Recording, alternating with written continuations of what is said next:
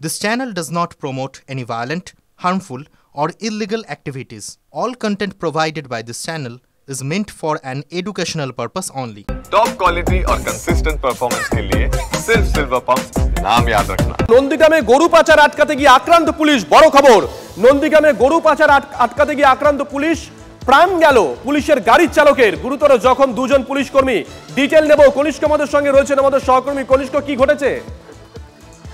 এখনো পর্যন্ত শুধু যেটা খবর পাওয়া যাচ্ছে যে এই গরু পাচার চক্র এর আগেও দু একবার এই ধরনের ঘটনা ঘটেছে, যেমনটা স্থানীয়রা অভিযোগ করছেন যে এর আগেও দু একবার এই ধরনের ঘটনা ঘটেছে। এলাকা থেকে বিভিন্ন ভাবে কখন গরু কখন ষাঁড় তারা তুলে নিয়ে গেছে দুষ্কৃতীরা। ফলে এই অভিযোগ বিগত দিনেও জানিয়ে কোনো লাভ হয়নি, যে কারণে গতকাল যেটা জানা যাচ্ছে স্থানীয় সূত্রে যে পুলিশের টহলরত রেয়াপাড়া ফাঁড়ির যে গাড়ি নাইট পেট্রোলিং, তারা নাইট পেট্রোলিং করছিলেন। সেই সময় সন্দেহ হয় বা এলাকা থেকে খবর যায় যে বেশ কিছু দুষ্কৃতী বালির যে ডাম্পার, সেই ডাম্পার নিয়ে এলাকায় প্রবেশ করেছে। মূলত তারা সন্দেহের বশে সেই এলাকায় যখন প্রবেশ করে রেয়াপাড়া শিব মন্দির চত্বর, রেয়াপাড়ার পাওয়ার স্টেশনের ঠিক সামনেই দেখা যায় ওই ডাম্পারটি আসছে। তখন পুলিশ গাড়িকে দেখে তারা হকচকিয়ে যায় এবং কার্যত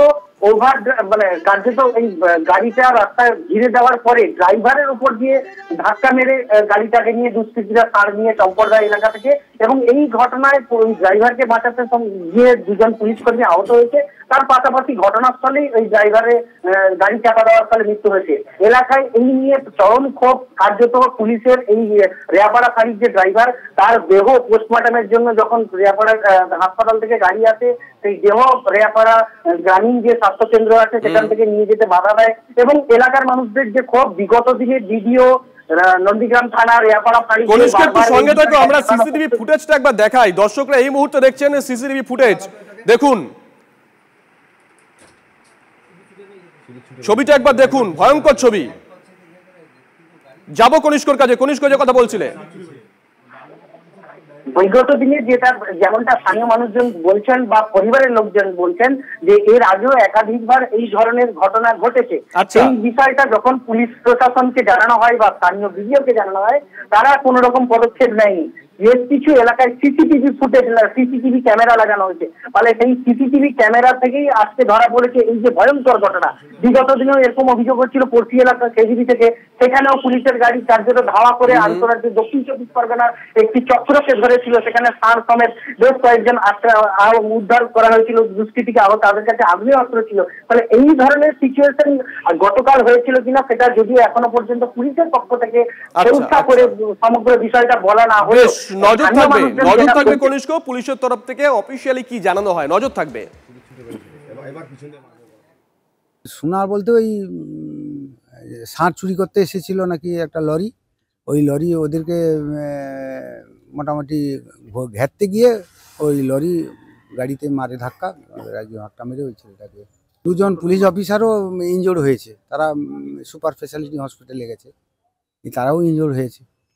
তারপরে একদম অন্ধকার ছিল, ভোর 4টের সময় ঘটনা।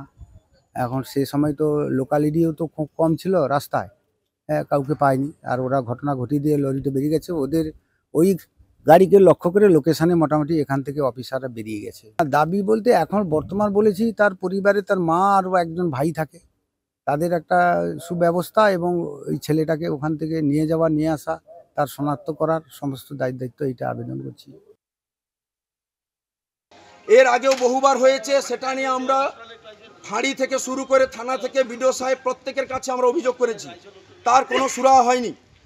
ঠিক আজকের ভোরে এরকমভাবে আবার গাড়িতে করে ষাঁড় তুলতে এসেছিল, তাতে বাধা দান করা হয় এলাকার কিছু লোক এবং ওখানকার যারা পুলিশ রাতের বেলা গার্ড দেয় তারা ছিল। কিন্তু সেখানে কি হয়, পুলিশদেরকে ঠেলে সরিয়ে দেওয়া হয় এবং ওই গাড়ির যিনি ড্রাইভার ছিল পুলিশের গাড়ির, তিনি যখন গাড়িটাকে ধরার জন্য আগের ধারে ঘিরে রাখার চেষ্টা করে, তখন তাকে দরজা খুলে নিয়ে এসে ভজালি দিয়ে তাকে কুপিয়ে খুন করা হয়েছে। আর সেই খুনের বডি এখন এখানে পড়ে আছে। পুলিশ বলছে এটা হচ্ছে গাড়ি অ্যাক্সিডেন্ট করে চাপিয়ে দিয়েছে। ধামা চাপা দেওয়ার জন্য রাতারাতি যেখানে 11টার সময় পোস্টম্যাডামের গাড়ি আসে, স্বাভাবিক মানুষ মরলে তারা আজকে 8টা 9টার মধ্যে গাড়ি নিয়ে আসছে ওই মরদেহ নিয়ে যাবে বলে পোস্টম্যাডামে। আমরা বলছি এই পোস্টম্যাডাম হবে কমান্ডো হসপিটালে, কোনো তমলুকের জেলা হাসপাতালে এই রাজ্য সরকারের এই চটিচাটা রাজ্য সরকার চুরি করা রাজ্য সরকারের আন্ডারে আমরা কোনোভাবে পোস্টমর্টম করতে দেব না।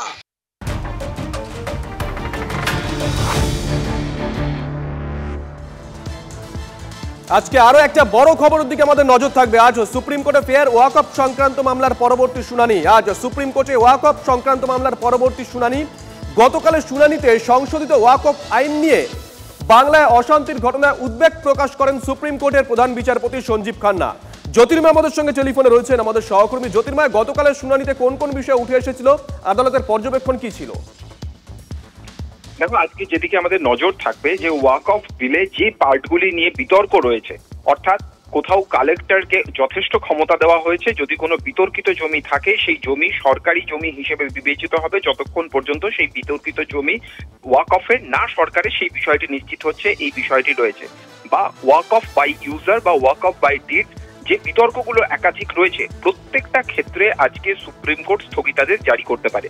গতকালই প্রধান বিচারপতি সঞ্জীব খান্না তিনি শুনানি পর্বে জানান যে এই বিষয়গুলির ওপরে তারা স্থগিতাদেশ দিয়ে শুনানি শুরু করতে চান।